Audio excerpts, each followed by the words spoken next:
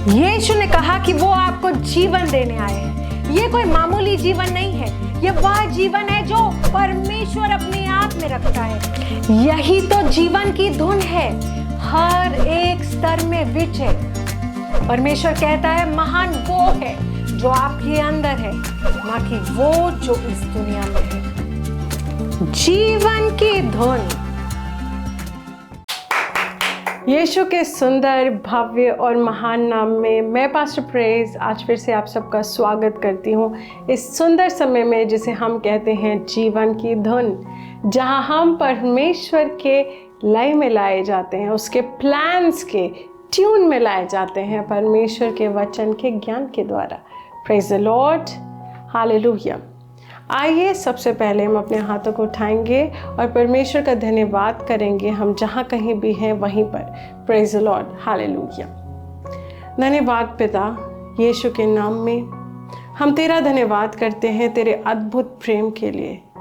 धन्यवाद पिता, हमें विश्वास से भरने के लिए। धन्यवाद कि तूने हमें अपना वचन दिया है जो हमारे लिए विश्वास में बढ़ने का माध्यम और रेसिपी है। धन्यवाद पिता कि तूने अपने अनुग्रह के द्वारा हमें अपनाया है और अपना पुत्र कहलाए जाने का सौभाग्य दिया है। यीशु के नाम में आज हम अपने आप को तैयार करते हैं तेरे प्लान्स में बढ़ने के लिए, तेरे वचन में बढ़ने के लिए, तेरे ज्ञान में बढ़ने के लिए। धन्यवाद पिता, आज के दिन को मेरे जीवन के लिए पुनर्निर्मित करने के लिए यीशु के नाम में हम विश्वास और आनंद के साथ तेरे वचन को ग्रहण करने के लिए खुद को तैयार करते हैं यीशु के नाम में, amen. Praise the Lord, hallelujah. तो आज मैं परमेश्वर के अद्भुत, महान और सबसे सुंदर बच्चों से बात कर रही हूँ। Praise the Lord, hallelujah. वे लोग जो परमेश्वर के वचन को न सिर्फ सुनने वाले हैं बल्कि करने वाले हैं, और वो हैं आप। Praise the Lord, hallelujah. आज मैं आपको एक प्रार्थना के विषय में बताना चाहती हूँ। कभी आपने प्रेयर ऑफ इंटरसेशन सुना है? मध्यस्थ की प्रार्थना। आमूमन जब हम सुनते हैं मध्यस्थ की प्रार्थना तो हमें लगता है ओ मतलब दूसरों के बारे में प्रार्थना करने के बारे में बता रहे हैं। हमारे बारे में कुछ बताइए पास्टर जी, ऐसा बताइए कि हम कैसे अपने जीवन में अपने लिए कुछ कर सकते हैं। मध्यस्थ की प्रार्थना दूसरों के बारे में निश्चित रूप से है, पर आपको पता है मध्यस्थ की प्रार्थना का सबसे बड़ा रहस्य क्या है? जो व्यक्ति मध्यस्थ की प्रार्थना करता है वो व्यक्ति अपने जीवन में सबसे पहले चमत्कार देखता है। Praise the Lord, hallelujah. आज मैं आपको ये बात बाइबल से दिखाऊंगी। Praise the Lord, hallelujah. मैं बिलीव करती हूँ कि हम जो भी कहते हैं, हम आपको जो भी सिखाएं वचन से, जो भी कॉन्सेप्ट सिखाएं, वो वचन से आपको दिखाना बहुत ज़रूरी है कि हाँ ये वचन में स्थापित हुआ है और ऐसा है, तभी आपको उस पर बिलीव करना चाहिए। कोई व्यक्ति अपने मन से क्या कह रहा है उस पर नहीं, परमेश्वर का वचन क्या कहता है, कहाँ लिखा है, कैसे लिखा है, क्या बताया गया है, कहाँ ये चीज़ साबित होती है, और यही परमेश्वर की वचन का असल मायने में खोज करना है। और बहुत लोग ये नहीं करते हैं, वो बस किसी भी चीज़ को सुनने लग जाते हैं और उस पर विश्वास करने लग जाते हैं, और इसलिए अपने जीवन में आगे नहीं बढ़ पाते क्योंकि उनके अंदर खुद वचन को ढूंढने की, उसे समझने की, उसे खोज करने की चाहत और भूख नहीं है। पर आपके अंदर ये है। प्रेज द लॉर्ड, क्योंकि आज आप मुझे सुन रहे हैं। Praise the Lord, hallelujah, praise God. आइए हम जेनेसिस का 20वां चैप्टर देखते हैं। नाउ ये वो वक्त है जब अब्राहम अब साउथ की ओर बढ़ता है और वहाँ पे एक दूसरे जगह पे वो रहने लगता है। यस, इस पड़ाव पे अब्राहम को ऑलरेडी परमेश्वर एक पुत्र प्रॉमिस कर चुका है, ठीक है, और वो पुत्र अभी तक उसको मिला नहीं है। ओके, और इससे पहले इश्माइल हो चुका है, जो कि सारा ने अपने चतुराई से एक दूसरी औरत को लाके परमेश्वर के वायदे को पूरे करने की कोशिश की। But till this point Abraham को जो पुत्र आइसैक परमेश्वर ने प्रॉमिस किया था वो उसके जीवन में नहीं आया है। ओके, हम पढ़ते हैं, हम पूरा चैप्टर पढ़ेंगे, अध्याय 20 का। फिर अब्राहम वहां से कूच कर दक्षिण देश में आकर कादेश और शूर के बीच में ठहरा और गरार में रहने लगा। नाउ ही स्टेइंग एट गरार। और अब्राहम अपनी पत्नी सारा के विषय में कहने लगा कि वह मेरी बहन है। सो गरार के राजा अबीमेलेक ने दूत भेजकर सारा को बुलवा लिया। मैं पूछेंगे वो ऐसा क्यों कह रहा था। Okay, in olden times there was sort of a practice कि अगर राजा को कोई पसंद आता था और वह शादीशुदा होती तो उसके पति को मार के उसको ले लिया जाता था। ओके, सो यहाँ पे अब्राहम ने कहा कि ये तो मेरी बहन है, और इस वजह से जो राजा था गरार का अबीमेलेक, उसको सरा बहुत सुंदर थी और उसको सरा बहुत अच्छी लगी, तो उसने सरा को उठवा लिया। अब देखिए कि क्या होता है। Abraham is a man of God. Okay, वो परमेश्वर का एक जन है, परमेश्वर से अपना दोस्त भी कहता है। तो तीसरे वर्ष को हम पढ़ते हैं 20वें चैप्टर का। ये कहता है, रात को परमेश्वर ने स्वप्न में अबीमेलेक के पास आकर कहा, सुन, जिस स्त्री को तूने रख लिया है उसके कारण तू मर जाएगा, क्योंकि वह सुहागिन है। परंतु अबीमेलेक तो उसके पास न गया था। चौथा वर्ष है ये। सो उसने कहा, हे प्रभु, क्या तू निर्दोष जाति का भी घात करेगा? 5वां वर्ष, क्या उसी ने स्वयं मुझसे नहीं कहा कि वह मेरी बहन है, और उस स्त्री ने भी आप कहा कि वह मेरा भाई है? मैंने तो अपने मन की खराई और अपने व्यवहार की सच्चाई से यह काम किया। परमेश्वर ने उससे स्वप्न में कहा। वैसे अबीमेलेक ने उसको उठा लिया है और परमेश्वर उसके सपने में आता है जब अबीमेलेक सोया होता है और कहता है कि जिस औरत को तुमने उठाया है वो किसी की बीवी है, एक परमेश्वर, वो मेरे एक जन की बीवी है, और तुम अब उसको उठाने की वजह से तुम मारे जाओगे, तुम्हारा पूरा घराना मारा जाएगा। और अबीमेलेक को बहुत शौक लगता है, कहता है कि पर मेरी क्या गलती है? उसी ने तो कहा था कि वो उसकी बहन है, और उसने भी कहा कि हाँ ये मेरा भाई है। अभी क्या उन लोग ने जो कहा उसको ही मैंने फॉलो किया, अभी तक तो मैंने उस औरत को छुआ भी नहीं है, तो आप उसकी वजह से मुझे मार दोगे, आप सब कुछ खत्म कर दोगे। Okay, 6th verse. परमेश्वर ने उससे स्वप्न में कहा, हाँ, मैं भी जानता हूं कि अपने मन की खराई से तूने यह काम किया है, और मैंने तुझे रोक भी रखा है कि तू मेरे विरुद्ध पाप ना करे। इसी कारण से मैंने तुझे उसे छूने नहीं दिया। सो अब उस पुरुष की पत्नी को उसे फेर दे, क्योंकि वह नबी है और तेरे लिए प्रार्थना करेगा और तू जीता रहेगा। पर यदि तू उसको ना फेर दे तो जान रख कि तू और तेरे जितने लोग हैं सब निश्चय मर जाएंगे। तो कहता है कि मैंने तुम्हें बाज रखा है इस चीज़ से कि तुम उस औरत को छुओ, और अब तुम्हें ये करना है कि उसको उसके पति को वापस लौटाना है, क्योंकि वो व्यक्ति एक नबी है, is a prophet. Abraham is a prophet. Okay, 8th verse. बिहान को अबीमेलेक ने तड़के उठकर अपने सब कर्मचारियों को बुलवाकर ये सब बातें सुनाई, और वे लोग बहुत डर गए। तब अबीमेलेक ने इब्राहिम को बुलवाकर कहा, तूने हमसे यह क्या किया है, और मैंने तेरा क्या बिगाड़ा था कि तूने मेरे और मेरे राज्य के ऊपर ऐसा बड़ा पाप डाल दिया है? तूने मुझसे वह काम किया जो उचित न था। फिर अबीमेलेक ने अब्राहम से पूछा, तूने क्या समझकर ऐसा काम किया? 11th verse. अब्राहम ने कहा, मैंने यह सोचा था कि इस स्थान में परमेश्वर का कुछ भी भय ना होगा, सो ये लोग मेरी पत्नी के कारण मेरा घात करेंगे। ओके, आई टोल्ड यू कि उस समय यह होता था कि अगर कोई मैरिड वुमन है और उसको राजा पसंद करते तो पति को मार के उस औरत को ले लेते। तो यहाँ पे अब्राहम ने जिंदा रहने के लिए कहा कि ये मेरी पत्नी नहीं है, तो मेरी बहन है। ओके, और फिर भी सचमुच वो मेरी बहन है। अब्राहम कह रहा है, पॉलिटिकली करेक्ट होने की कोशिश कह रहा है कि एक्चुअली मेरी बहन ही है, क्योंकि ये मेरे पिता की तो बेटी है पर मेरी माँ की बेटी नहीं है। मतलब उसके पिता सेम थे बट माँ अलग थी। ये पुराने नियम में होता था, आज के डेट में ये पाप है। ओके, फिर वह मेरी पत्नी हो गई। 13वां वर्ष। और ऐसा हुआ कि जब परमेश्वर ने मुझे अपने पिता का घर छोड़कर निकलने की आज्ञा दी, तब मैंने उससे कहा कि इतनी कृपा तुझे मुझ पर करनी होगी कि हम दोनों जहाँ जाए वहाँ तू मेरे विषय में कहना कि यह मेरा भाई है। तब अबीमेलेक ने भेड़, बकरी, गाय, बैल, दास दासियां लेकर इब्राहिम को दी, और उसकी पत्नी सारा को भी उसे फेर दिया। No, he is given back Sarah, और साथ साथ और भी चीज़ें दी कि भाई तुम लो, हमें भाई हम मर जाएंगे, इसलिए उसके बाद अबीमेलेक ने उससे कहा, और अबीमेलेक ने कहा देख मेरा देश तेरे सामने है, जहां तुझे भावे वहां रह।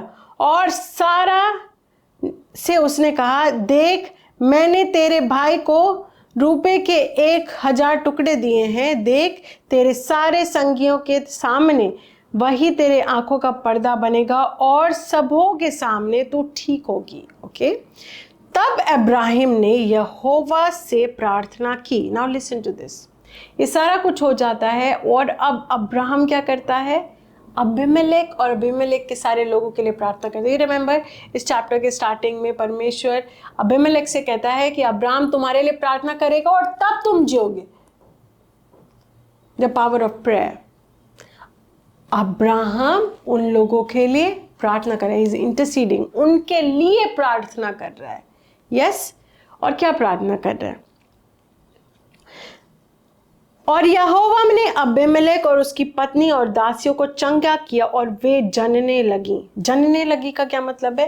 नाउ सी, जब अब्राहम की पत्नी सारा को अबीमेलेक ने किडनैप किया था, तो एक्चुअली किडनैप नहीं किया था, उठा लिया था, मीन्स अब्राहम को पता था कि सारा को वो ले गए हैं। तो क्या किया था परमेश्वर ने कि उस पूरे प्रजाति के, उस सारे लोगों के, उस शहर के हर एक औरत की कोख को परमेश्वर ने बंद कर दिया था कि कभी नहीं जनेंगे और सारे लोग मारे जाएंगे। मतलब वो पूरा वंश को परमेश्वर खत्म कर देने वाला था, सिर्फ इसलिए क्योंकि उसने सारा को हाथ लगाया जो एक नबी की पत्नी थी। अब जब अब्राहम प्रार्थना करता है, बाइबल कहती है कि वे सभी ठीक हो गई और जनने लगी। जनने लगी का मतलब ये नहीं कि अब्राहम ने प्रे किया और अभी सबके बच्चे होने लगे, नो, इसका मतलब है कि वो एबल हो गई, वो वापस से फर्टाइल हो गई और in due course of time उन सब ने बच्चे को जना। अब 18वां वर्ष, क्योंकि यहोवा ने इब्राहिम की पत्नी सारा के कारण अबीमेलेक के घर के सब स्त्रियों की कोखों को पूरी रीति से बंद कर दिया था। Praise God. नाउ अब्राहम ने किस चीज के लिए प्रार्थना की? लोगों के लिए, दूसरों के लिए, औरतों के लिए, कि वो सब वापस से उनकी कोख खुल जाए, है ना। और यहाँ उसकी बीवी है जिसकी खुद की कोख अभी तक भरी नहीं है, जिसको परमेश्वर ने प्रॉमिस किया है कि उसका एक बेटा होगा। ये 20वां चैप्टर है। परमेश्वर ने अब्राहम को प्रॉमिस किया था कि उसका एक बेटा होगा जब वो 75 साल का था। दैट वाज इन उत्पत्ति चैप्टर 17 को जब आप पढ़ेंगे तो आप देखेंगे कि वहाँ पे परमेश्वर वार्तालाप करता है और अब्राहम को कहता है कि तेरी पत्नी तेरे लिए एक पुत्र जनेगी। Praise the Lord, hallelujah. और अराउंड जब अब्राहम 85-86 का होता है, 10 साल बीत जाते हैं और वो नहीं होता है, तो सारा ऐसा करती है कि औरत को ले आती है और जिससे इश्माइल पैदा होता है। एनीवेज, और परमेश्वर कहता है ये प्रॉमिस सन नहीं है क्योंकि तेरा पुत्र तो सारा से ही होगा। अब यहाँ पे एक ऐसा सिचुएशन होता है जब अब्राहम को उन लोगों को प्रार्थना करने का मौका मिलता है जिनकी कोख बंद है, परमेश्वर ने बंद की है, और जब वो प्रार्थना करते हैं उनकी कोख खुल जाती है। Yes, he praise for something that he himself does not have. उसने एक ऐसी चीज के लिए प्रार्थना की जो उसके पास खुद नहीं है, संतान का सुख। अब देखिए क्या होता है जब हम नेक्स्ट चैप्टर में जाते हैं। अगर हम when you go to 21st chapter, praise the Lord, hallelujah. 21st chapter का पहला वर्स हम पढ़ेंगे। यहोवा ने जैसे कहा था वैसे ही सारा की सुधि लेकर उसके साथ अपने वचन के अनुसार किया। दूसरा वर्स, सो सारा को अब्राहिम से गर्भवती होकर उसके बुढ़ापे में उसी नियुक्त समय पर जो परमेश्वर ने उससे ठहराया था एक पुत्र उत्पन्न हुआ, और अब्राहम ने अपने पुत्र का नाम जो सारा से उत्पन्न हुआ था आइसैक रखा। Praise the Lord.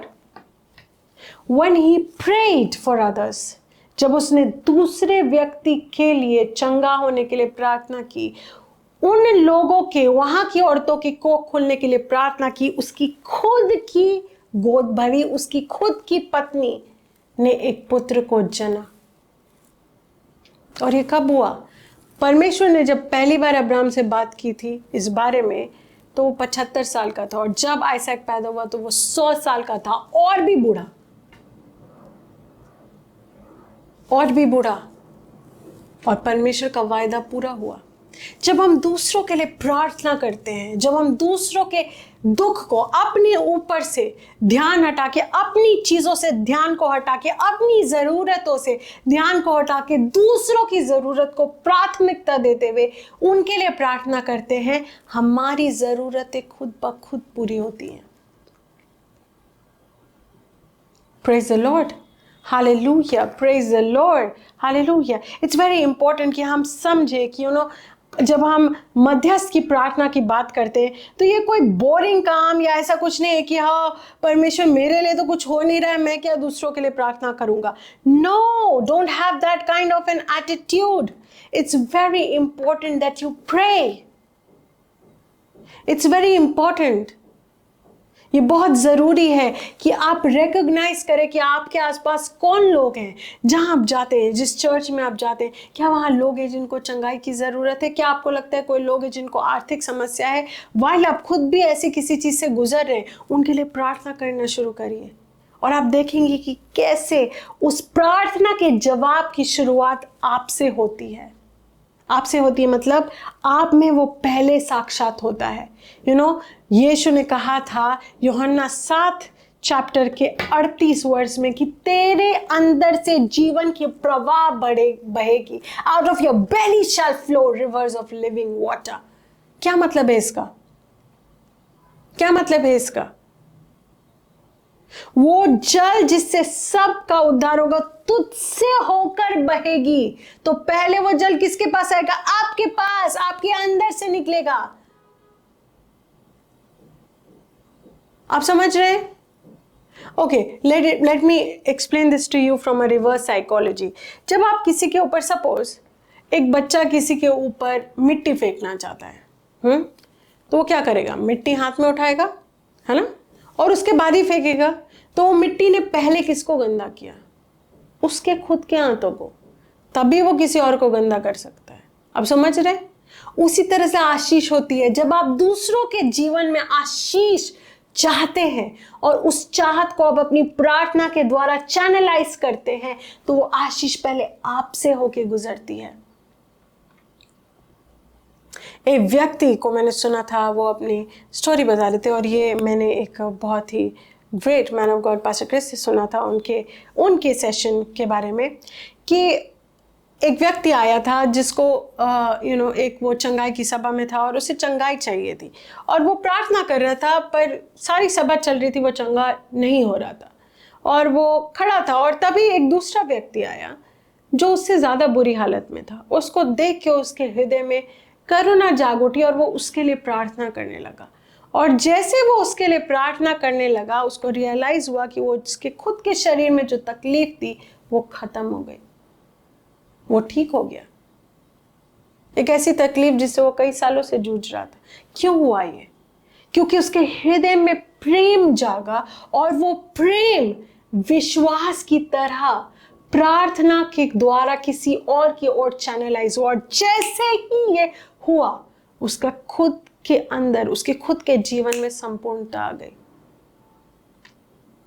जब तक आप स्वार्थी प्रार्थनाएं करते रहेंगे, मैं, मेरे बारे में, मेरे लिए, मेरा चीज, मेरा घर, मेरा परिवार, मेरा पैसा, मेरा धन, मेरा जॉब, मेरा घर, मेरा धन, मेरा शरीर, तब तक शायद कभी कुछ नहीं होगा। पर जब आप अपना ध्यान खुद से हटा के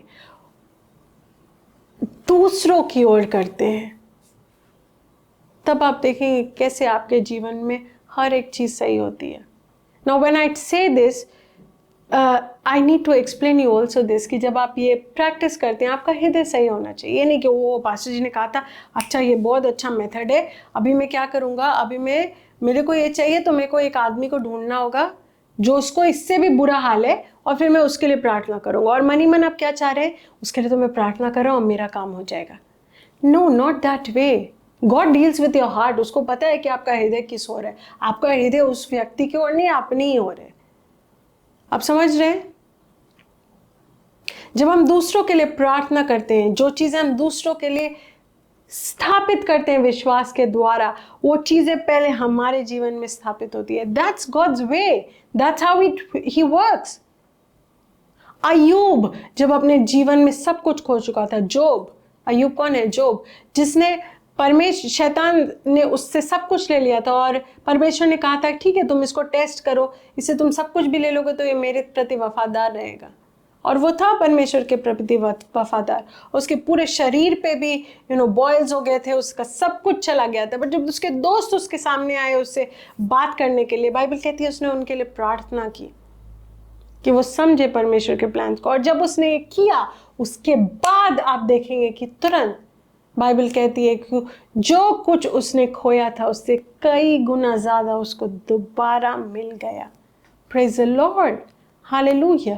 ये सारे कॉन्सेप्ट्स हमें क्यों सिखाए गए हैं? कि हम समझे कि जब परमेश्वर हमें कहता है कि हमें दूसरों के लिए प्रार्थना करनी है, there is a power available, एक सामर्थ उस चीज में उपलब्ध है आपके खुद के लिए। जब आप परमेश्वर का हाथ बनते हैं दूसरों के जीवन में आशीष बनने के लिए, परमेश्वर आपके हाथों को कभी खाली नहीं होने देता। जब आप प्रार्थना में सर को झुकाते हैं, अपने घुटनों पे आते हैं दूसरों के लिए, परमेश्वर आशीष को पहले आपसे शुरू करता है। बहुत सारे लोगों के जीवन में सारी समस्या खत्म हो सकती है अगर वो समझे कि मध्यस्थ की ताकत क्या है। अपनी ओर से ध्यान को हटाना सीखें और दूसरों की ओर अपने ध्यान को डालना सीखें। यही तो हमारी मिनिस्ट्री है। मसीहत में हम मैं बकरी की तरह करने के लिए नहीं बुलाए गए हैं। मसीहत में हम एक मसीहा बनाए गए हैं इस दुनिया के लिए। ये are Christ, that's what Bible से। तुम मसीह हो। जब हम कहते हैं हम मसीह हैं, क्या मतलब है इसका? क्या मतलब है इसका? जब आप किसी को कहते हैं ओ हाँ मैं एक मसीह हूं, मसीह का मतलब क्या होता है? वो जो दूसरों के लिए मसीहा है।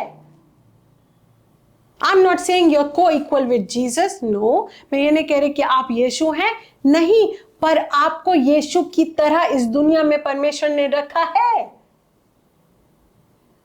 आप अपने घर के यीशु की तरह हैं, आप अपने परिवार में वो यीशु की तरह हैं, आप अपने कॉलोनी में यीशु की तरह, अपने शहर में यीशु की तरह, आप अपने देश में यीशु की तरह रखे गए हैं। परमेश्वर की सिद्ध इच्छा को स्थापित करने के लिए, उसके वचन का इस्तेमाल करके, प्रार्थना की शक्ति को इस्तेमाल करके। कितनी बार आप घुटनों पे आते हैं अपने देश के लिए प्रार्थना के लिए? ये हमारा सुंदर देश भारतवर्ष, क्या आप प्रार्थना करते हैं इस देश के लिए कि इस देश में सब कुछ सही हो, यहाँ पे गरीबी ना हो, यहाँ पे दंगे ना हो, यहाँ पे लोग गलत ना करें, औरतों के साथ गलत ना हो? क्या आप प्रार्थना करते हैं? क्या प्रार्थना करते हैं हर एक बच्चा प्रभु को जाने, कि ये देश सही मायने में यीशु मसीह को महिमा देने पाए? नहीं करते हैं तो करना शुरू कीजिए। It's very important. We are all called to be intercessors. हम सब मध्यस्थकर्ता होने के लिए बुलाए गए हैं। गॉड स्पेशली, परमेश्वर स्पेशली आपके कान में आके नहीं बोलेगा, वो आपको बोल रहा है आज। Look for people around you जिनको जरूरत है, कि उनके अंदर उतना विश्वास नहीं है शायद कि वो अपने जीवन में चीजों को सही करे। आप उनके लिए वो विश्वास करता बनिए और आप देखेंगे जब आप उनके लिए प्रार्थना करेंगे कैसे आपको कभी भी प्रार्थना के लिए अपने सर को झुकाना नहीं पड़ेगा अपनी जरूरतों के लिए। जरूरत जैसी कोई चीज नहीं रह जाएगी आपके जीवन में। Trust me, trust me, it's very important. ये बहुत जरूरी है और ये आपको दिया गया है, सौंपा गया है परमेश्वर के द्वारा, जिस तरह से अब्राहम को सौंपा गया था। परमेश्वर अबीमेलेक को कह सकता था ना कि तुम उसके बीवी को उसको लौटा दो और फिर मैं तुम्हारे घराने को इस पाप से मुक्त कर दूंगा, तुम सब ठीक हो जाओगे। नहीं, पर उसने कहा कि अब्राहम तुम्हारे लिए प्रार्थना करेगा। क्यों? क्योंकि अब्राहम को परमेश्वर ने वो चैनल बनाया था जिसके द्वारा वो उन्हें आशीषित करेगा और वो आशीष की प्रवाह खुद उसके जीवन से होके बहेगी। Praise the Lord, hallelujah. अय्यूब ने जब अपने दोस्तों के लिए प्रार्थना किया था, उससे पहले अगर आप पढ़ेंगे, वो परमेश्वर से सवाल पूछ रहा था कि मैं यहाँ पे क्यों हूँ, और परमेश्वर ने उसे बताया कि पूरी दुनिया उसने कैसे रची, और जो उसने सारी दुनिया के निर्माण किया है, उसको किसी की ज़रूरत नहीं हुई इसके लिए, तो वो उसके जीवन को भी ठीक कर सकता है। और उसके बाद उसके दोस्त आते हैं, उससे बात करते हैं, उसके बाद अय्यूब उनके लिए प्रार्थना करता है और करता है, और उसके बाद उसके जीवन में सब कुछ बदलने लग जाता है। Praise the Lord, hallelujah. वो चंगा होता है, उसके सारे धन वापस आता है, उसको और भी बच्चे होते हैं, जितने उससे खोए थे उससे कई ज़्यादा, और वो वापस उसका जो स्थिति था वो पहले की स्थिति से कई ज़्यादा ऊंचा हो जाता है। He was one of the richest man that was ever born. It's very important कि आप मध्यस्थ की शक्ति को समझें और सही हृदय के साथ इस शक्ति को समझ के दूसरों के लिए प्रार्थना करें। Pray for your family members, pray for your church people. अपने परिवार के लोगों के लिए प्रार्थना कीजिए, उन लोगों के लिए प्रार्थना कीजिए जो प्रभु को नहीं जानते हैं। आप अपने चर्च के लोगों के लिए प्रार्थना कीजिए। जब आप सुनते हैं कि किसी को भी आपके चर्च में कोई परेशानी है, उनकी परेशानी के लिए प्रार्थना कीजिए। जब आप देखते हैं आपके शहर में कुछ गलत हो रहा है, प्रार्थना कीजिए। पास्टर मैं क्या ही कर लूंगा, कोशिश कीजिए। बिगिन, कितना आता है, जो बोलना आता है, जितना समझ में आता है, प्रार्थना कीजिए। दूसरों को प्राथमिकता दीजिए, क्योंकि आप एक मसीह हैं। आप एक मसीह हैं। अपनी जगह को इस दुनिया में समझिए, ये बहुत जरूरी है। Praise the Lord, hallelujah, praise the Lord. I believe आज आपने कुछ सीखा है और समझा है, और आप इसे अपने जीवन में निश्चित रूप से फॉलो करेंगे। I believe you. Praise the Lord, hallelujah, praise the Lord, hallelujah. ये वक्त है, मैं उन लोगों को मौका देना चाहूँगी जो अपने भेंट परमेश्वर के राज्य के साथ जोड़ना चाहते हैं, हमारे मिनिस्ट्री के साथ जोड़ना चाहते हैं। डिटेल्स इस वक्त आपके स्क्रीन पे है। ये कोई कंपल्शन नहीं है, पर प्रभु ने अगर आपको इसके लिए प्रेरित किया है तो निश्चित रूप से ये करें। आइए, ये वक्त है, मैं आप सबके लिए प्रार्थना करना चाहती हूँ। धन्यवाद पिता, यीशु के नाम में मैं तेरे सुंदर अद्भुत बच्चों के लिए प्रार्थना करती हूँ। धन्यवाद पिता, यीशु के नाम में मैं तेरे अनुग्रह को इनके ऊपर उंडेलती हूँ कि ये तेरे ज्ञान और समझ में बढ़ने पाते हैं, ये विश्वास में बढ़ने पाते हैं, बुद्धिमत्ता में बढ़ने पाते हैं, और यीशु के नाम में इनका हृदय खुलता है मध्यस्थ की प्रार्थना करने के लिए, दूसरों के लिए।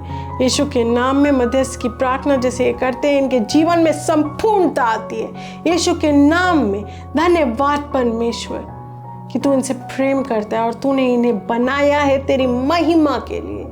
यीशु के नाम में मैं खासकर उन लोगों के लिए प्रार्थना करती हूँ जिन्होंने अपने भेंटों को तेरे राज्य के साथ आज जोड़ा है परमेश्वर। मैं उनके जीवन में तेरे अनुग्रह की बहुतायत को बोलती हूँ, इस तरह कि उनके पास हर एक वक्त हर एक भले कार्य को पूरा करने के लिए बहुतायत से होता है। यीशु के नाम में धन्यवाद पिता, धन्यवाद कि तू हमसे प्रेम करता है और हमारी हर एक प्रार्थना को सुनता है। यीशु के नाम में amen. Praise the Lord, hallelujah, praise the Lord, hallelujah. आशीषित रहें, आगे बढ़ते रहें, और बुधवार को हमारा दूसरा प्रोग्राम आओ बढ़े देखना ना भूलें मेरे पास्टर जायन के साथ, और हम दोबारा आपसे मिलेंगे इसी समय इसी चैनल पे। Praise the Lord, hallelujah. This program is brought to you by Ambassadors of Zion Church, making the world a better place.